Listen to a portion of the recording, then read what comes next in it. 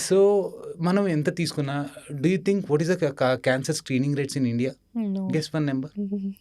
Less than 5%. ఇంత awareness ఇంత అనుకుంటాం. Less than 5% of the women are undergoing screening. Okay. That is the fact. Do you believe this? No no no.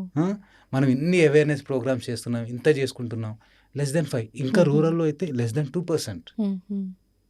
I See, didn't expect ఇంత మరి ఇంత ఇంత తక్కువ. తక్కువ ఉంటదని. యాహ్! మనం వీఆర్ థింకింగ్ అవేర్నెస్ పెరుగుతుంది కదా అని. అంటే yeah! What is the reason?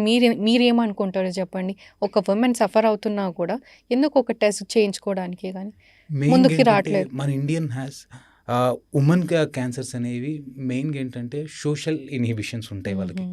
వాళ్ళు ఫ్రీగా చెప్పుకోలేరు. Even few people will able to tell, but most of the people will not able to tell. నాకు రొమ్ములో గడ్డ ఉంది. Even nowadays I will see some patients will not agree to examine by male doctors. Yeah yeah! Still- that much social inhibitions are there. One thing. Second thing ఏంటంటే mostly వాళ్ళు ఏంటంటే ఉన్నా కానీ neglect చేస్తుంటారు ఉమెన్. అంటే మన culture అట్లాంటిది. True. మనం వాట్ వీఆర్ ఇండియన్ కల్చర్ అనేది ఉమెన్కి లీస్ట్ ఇంపార్టెంట్ ఇస్తాం ఫ్యామిలీలో.